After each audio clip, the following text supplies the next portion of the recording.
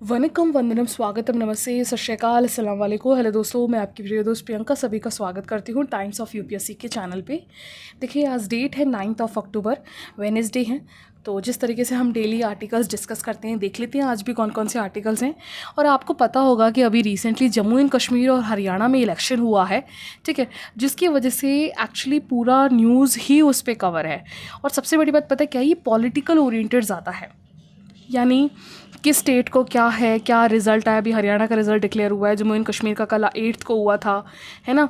तो इस तरीके से बहुत ज़्यादा ओरिएंटेड पॉलिटिकल बेस्ड है, जो कि एग्ज़ाम पर्सपेक्टिव से अगर आप मुझसे पूछोगे तो बिल्कुल भी नहीं, ठीक है। तो यहाँ पे देखिए ये सारे ये है ना, इंडियन एक्सप्रेस में आज आर्टिकल नहीं है एग्ज़िट पोल के बारे में, क्या है, किसकी विक्ट्री, किसका टास्क क्या है। और ऊपर से अभी क्या है, पार्टीज़ के बीच में अब एलिगेशंस भी लगना शुरू हो गए हैं कि चीटिंग के वजह से हुआ है, कहीं ना कहीं फ्रॉडरी हुई है, ठीक है। तो ये इम्पॉर्टेंट नहीं है, लेकिन आज पूरे न्यूज़पेपर में अगर कोई आर्टिकल इम्पॉर्टेंट है तो एक तो ये डिस्क्रिमिनेशन वाला केस है, और यहाँ एआई रेवोल्यूशन के बारे में है जो प्रीलिम्स के हिसाब से बहुत इंपॉर्टेंट है, ठीक है। और यहाँ पे भी हरियाणा इलेक्शंस के बारे में है। तो एक बार इलेक्शंस का आपको ये आर्टिकल पता होना बहुत ज़्यादा ज़रूरी है। आपको पता है कि स्टेट इलेक्शंस का जो इलेक्शन होते हैं वो कंडक्ट कौन कराता है, election commission of India conduct कराती है। इसके क्या क्या प्रोविजंस हमारे कॉन्स्टिट्यूशंस में दे रखे हैं वो ये पूरा आर्टिकल है। जैसे कि अगर आप 170 का देखोगे तो आर्टिकल प्रोवाइड करवाता है composition of the legislative assembly of एक स्टेट के बारे में, ठीक है। आर्टिकल 172 क्या कहता है कि composition of legislative council of states में, और आपको भी पता है कि काउंसिल ऑफ स्टेट्स पूरे इंडिया में तो नहीं है लेकिन कुछ स्टेट्स में है। प्लीज़ आप कमेंट सेक्शन में बताइएगा कि पूरे इंडिया में कितने कौन कौन से स्टेट्स के पास लेजिस्लेटिव काउंसिल ऑफ स्टेट्स है, ठीक है, क्योंकि ये 2 टायर का सिस्टम हर स्टेट में नहीं है, ठीक है। तो ये जो प्रोविजन है वो आर्टिकल 171 के अंदर मिलता है। तीसरा जो है 172 जो है, this article address the duration of state assembly, की आपका जो स्टेट असेंबली का होगा उसका ड्यूरेशन कितने टाइम पीरियड का होगा, वो चीज़ आपका आर्टिकल 172 डिसाइड करता है। आर्टिकल 173 में ये लिखा हुआ है कि जो मेंबर होंगे लेजिस्लेटिव असेंबली के, उनके क्या क्या क्वालिफिकेशंस होने चाहिए, उसके बारे में आर्टिकल 173 बताता है। 174 आर्टिकल जो है डिस्कस करता है समन्स के बारे में, propagation of the session of the state legislation के बारे में यहाँ डिस्कस करता है। 175 प्रोवाइड करवाता है गवर्नर को स्टेट लेजिस्लेटिव के जो भी एड्रेस करना हो, जो भी प्रोविजंस एड्रेस करना हो बाय द गवर्नर्स, ठीक है। और आर्टिकल 212 ये बताता है कि स्टेट जो है उसके पास वैलिडिटी है प्रोसीडिंग करने के लिए, जो legislation can not be questions के लिए, ठीक है। तो ये सारे आर्टिकल्स जो हैं, कॉन्स्टिट्यूशन जो है हमें स्टेट असेंबली इलेक्शंस के तहत प्रोवाइड कराई जाती हैं, ठीक है। तो आप इस पे क्वेश्चंस आ सकते हैं, तो आप प्लीज़ इसको रिवाइज कर लीजिएगा। और एक बार लक्ष्मीकांत से भी स्टेट लेजिस्लेटिव के बारे में और जो इलेक्शंस होते हैं उनके बारे में अच्छे से रीड कर लीजिएगा, ठीक है। और इसके अलावा एक चीज़ मैं और बताऊँगी कि पूरे इंडिया के अंडर में, है ना, पूरे इंडिया के अंडर में जो भी स्टेट लेजिस्लेटिव असेंबली है, किसके पास ज़्यादा सीट्स है, जैसे महाराष्ट्र है, बिहार है, वेस्ट बंगाल है, टॉप 5 स्टेट्स सबसे ज़्यादा लेजिस्लेटिव सीट्स के बारे में एक बार देख लीजिएगा। क्वेश्चंस ऑलरेडी पहले आए हुए हैं, आ सकते हैं क्वेश्चंस, ठीक है। तो जो इम्पॉर्टेंट आर्टिकल है उसको एक बार देख लेते हैं।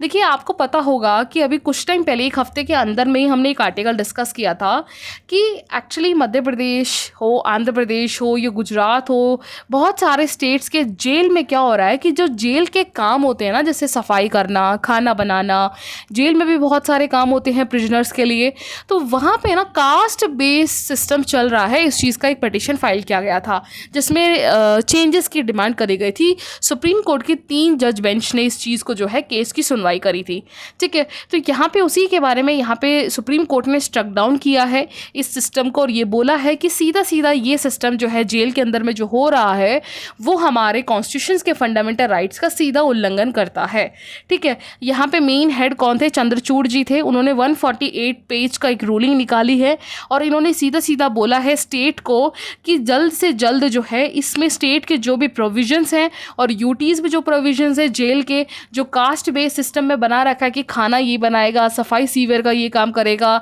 बाल काटने का काम इस तरीके से पर्टिकुलर एक कास्ट करेगी, उस चीज़ को अबॉलिश कर रहा है। ठीक है, तो जैसे कि यहाँ पे एग्जांपल बता रहे हैं, जैसे ये ऑलरेडी हम डिस्कस कर चुके हैं। जैसे मध्य प्रदेश में क्या है, जेल मैनुअल 1987 के तहत जो मेहर कास्ट होता है, जो शेड्यूल कास्ट की कम्युनिटी आती है, उसी को ही जो है मेनली यहाँ पे क्लीनिंग का काम दिया जाता है, स्पेसिफिकली जो वॉशरूम्स होते हैं, लैट्रीन्स होती हैं। सेम ऐसे ही वेस्ट बंगाल जेल में भी देखा गया है। कोड रूल्स 1967 के तहत 741 डील करता है sickness in cell states. Food shall be cooked and carried to the cells by prisoner cook by suitable caste under the superintendent of jail officers. West Bengal के अंडर में भी ये सेम है। Rule 74 of the Bengal jail code rules 1967 के तहत कि खाना particular caste ही बनाएगा, और ये किसके ऑर्डर है, सुपरिटेंडेंट ऑफ पुलिस जो होते हैं, जो जेलर होता है उसके अंडर में वही पर्टिकुलर कास्ट का मेंबर ही बनाएगा। तो इस तरह का जो ये एग्जाम्पल है ना, ये आपको ये दिखाता है कि आज हमें आज़ादी लिए हुए 75 ईयर्स होने के बावजूद भी हम ब्रिटिश एरा के द्वारा थोपे गए जो कास्ट सिस्टम है, जो डिस्क्रिमिनेशन है, वो किस तरीके से हमारे सोसाइटी में चल रहा है। ठीक है, तो इसी के ऊपर सुप्रीम कोर्ट ने यहाँ पे बोला है इन सब चीज़ों को अबॉलिश करने के लिए, क्योंकि ये सीधा और ये अबॉलिश किसके बेसिस पे, model prison manual 2016, draft model prison correctional services act 2023 के तहत किया जाना है। ठीक है, और यहाँ पे देखिए मैनुअल स्कैवेंजिंग के बारे में भी बताया कि जैसे आपको पता होगा कि जैसे कुछ ट्राइबल्स को यहाँ पे जब ब्रिटिशर्स का रूल था ना, तो the criminal tribal act of 1871 के तहत कुछ ट्राइबल्स को है ना ब्रिटिशर्स ने क्रिमिनल ट्राइब के अंडर में डिक्लेयर कर दिया था। स्पेसिफिकली जो डी नोटिफाई होते हैं, DNT होते हैं, ठीक है, जो मेनली आपके आज DNT कहलाते हैं, उन्हें क्रिमिनल ट्राइब, यानी वो ट्राइब जो बर्थ ही उनका क्रिमिनल हुआ हो, और उनके साथ पता है कितनी डिस्क्रिमिनेशन होता था कि उन्हें हर दिन जाके जेल में सिग्नेचर करने होते थे। ठीक है, लेकिन क्या होता है कि हमने आज़ादी के बाद इन क्रिमिनल ट्राइब्स को हटा तो दिया, लेकिन आज भी हम कहीं ना कहीं जो है इन पे एक हैबिचुअल क्रिमिनल के फॉर्म में जो है हम काम करवाते हैं कि वो पर्टिकुलर ट्राइबल है तो वही काम उस चीज़ को करना है, जो चीज़ सीधा आपका फंडामेंटल राइट्स का वायलेशन है। और यहाँ पे कुछ आर्टिकल्स बताए हैं कि कौन कौन से फंडामेंटल राइट्स का ये वायलेशन करता है। जैसे कि आपको पता होगा आर्टिकल 14 में क्या है, देखिए राइट टू इक्वालिटी है, और इस तरीके से डिस्क्रिमिनेशन से कि पर्टिकुलर काम जो है पर्टिकुलर कास्ट के द्वारा होगा, तो ये तो इक्वालिटी का सीधा वायलेशन है। ठीक है, और आर्टिकल 15 जो है, यहाँ पे डिस्क्रिमिनेशन आपको पता है कि किसी भी कास्ट के हिसाब से, किसी की जेंडर के हिसाब से, किसी के बर्थ प्लेस के हिसाब से, किसी नेटिव के हिसाब से आप डिस्क्रिमिनेशन नहीं कर सकते। और यहाँ पे जैसे स्वीपिंग का काम है, क्लीनिंग का काम है, कुकिंग का काम है, ये पर्टिकुलर आपने एक मार्जिनल सेक्शन या एक कैटेगरी बना रखी कि यही कास्ट का इंसान खाना बनाएगा तो ही हम खाएंगे, यही इंसान क्लीनिंग का काम करेगा, तो ये आर्टिकल 15 का डिस्क्रिमिनेशन करता है। आर्टिकल 17 जो है, यहाँ पे आर्टिकल 17 अबॉलिशन ऑफ अनटचेबिलिटी है, लेकिन यहाँ पे पर्टिकुलर एक कास्ट, जैसे मेहर कास्ट को कहना क्लीनिंग करना है और पर्टिकुलर कास्ट को कहना कि आप कुकिंग करना है, तो ये तो अनटचेबिलिटी को हुआ ना। जैसे यहाँ पे यूपी जेल के अंदर में ये चीज़ जो है मेनली होता है। ठीक है, तो बताया गया हर एक स्टेट का कहाँ सबसे ज़्यादा क्या क्या चीज़ें प्रोमिनेंट है। और आर्टिकल 21 का भी वायलेशन है, क्योंकि यहाँ पे क्या होता है, right to life with dignity है।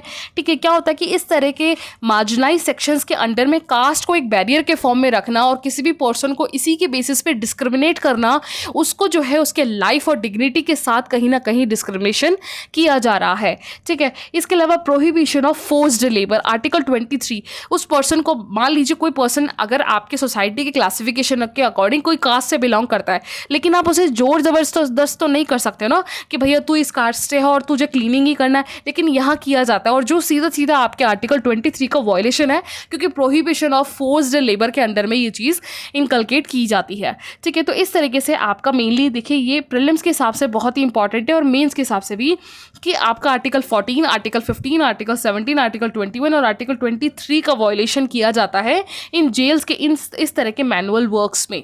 ठीक है, तो आप इसको एक बार अच्छे से लिख लीजिएगा। नेक्स्ट आर्टिकल चलते हैं। देखिए यहाँ पे आर्टिकल अभी पता होगा कि अचानक से आपको पूरे ओवरऑल इंडिया में, चाहे नॉर्थ हो, साउथ हो, ईस्ट हो, वेस्ट हो, यहाँ पे टमाटर का जो प्राइस है वो बहुत तेज़ी से बढ़ रहा है। यहाँ पे अभी recently national cooperative consumer federation of India ने, जो फसाई के union ministry of consumer affairs के अंडर में है, उसने पब्लिक डिस्ट्रीब्यूशन के अंदर में 65 kg पर जो है दिल्ली में टमाटर को डिस्ट्रीब्यूट किया है। लेकिन अगर आप रिटेल में लोगे तो वो 120-130 रुपये जा रहा है, और मिनिमम 80 से 90 किलो तो टमाटर मिल ही रहा है। ठीक है, तो यहाँ पे राइटर पूछना चाह रहे हैं कि ये एकदम से इतना हाइक होने का रीज़न क्या है। तो हाइक होने का रीज़न ये है कि मेनली देखिए हमारे जो टमाटर होता है ना, याद रखिएगा खरीफ और रबी सीज़न दोनों में बोया जाता है टमाटर, ठीक है। और अभी खरीफ का टाइम पीरियड था, तो यहाँ पे अचानक से हैवी रेनफॉल की वजह से आपको पता है लालीना हुआ, लालीना की वजह से हमारे पास हैवी रेनफॉल का जो है सिचुएशन देखने को मिला है ना। तो यहाँ पे क्या होता है कि टमाटर का जो प्रोडक्शन है वो डाउन हो गया, और जब सप्लाई कम होती है तो क्या होता है मार्केट में डिमांड ज़्यादा होती है, और डिमांड ज़्यादा होने की वजह से और सप्लाई का इक्वल ना होने पर क्या होता है कि प्राइस बहुत ज़्यादा हाइक कर जाती है। तो वही प्रॉब्लम यहाँ अभी जो है फेस किया जा रहा है, ठीक है। और ये प्रॉब्लम तभी सॉल्व होगा जब सप्लाई ठीक तरीके से होगा।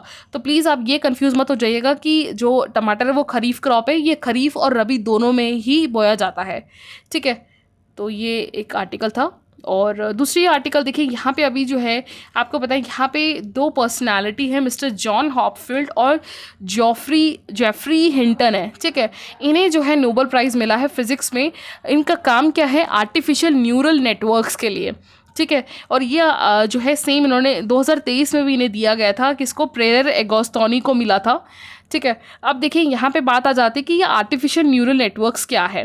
देखिए मेन चीज़ यूपीएससी इसी चीज़ पे पूछ सकता है क्वेश्चन, आर्टिफिशियल न्यूरल नेटवर्क्स क्या होता है। जैसे आपको पता है एक्चुअली पूरा कॉपी है ह्यूमन का जो ब्रेन है ना वो किस तरीके से काम करता है, वैसा ही इन्होंने जो है ये आर्टिफिशियल नेटवर्क वर्क्स लॉन्च किया है। और फिर ये काम किस चीज़ के लिए आएगा, एआई यानी आर्टिफिशियल इंटेलिजेंसी में जो आज टेक्नोलॉजी काम होने वाली है उस चीज़ में इस चीज़ को इनकलकेट किया जाएगा।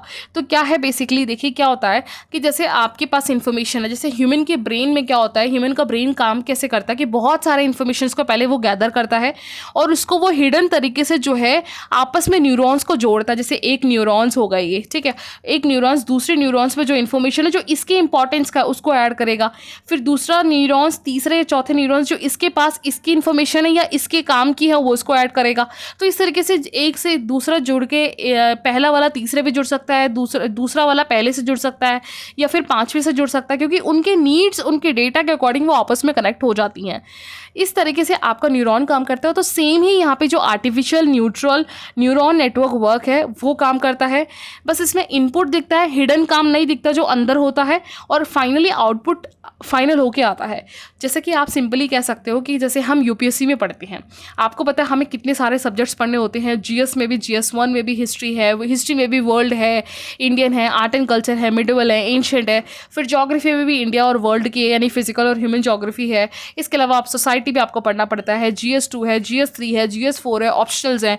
लेकिन ये सारे डेटाज मिलकर इनके जितना भी आपने पढ़ा वो सारी इन्फॉर्मेशन आप अगर एक जगह कहीं दिखाते हो रिप्रेजेंटेटिव में विदाउट एनी डिस्क्रिमिनेशन, तो वो आपका एक तो एस्से का पोर्शन आएगा, ठीक है, जहाँ एस्से में आप इन सारे नॉलेज को कहीं ना कहीं एक जगह गैदर करके दिखाते हो, या फिर आपका जो इंटरव्यू पैनल होगा जहाँ पे आपको इन इंफॉर्मेशन के बेसिस पे आप जवाब देते हो पर्टिकुलर एक क्वेश्चन का विद डिफरेंट सेगमेंट में।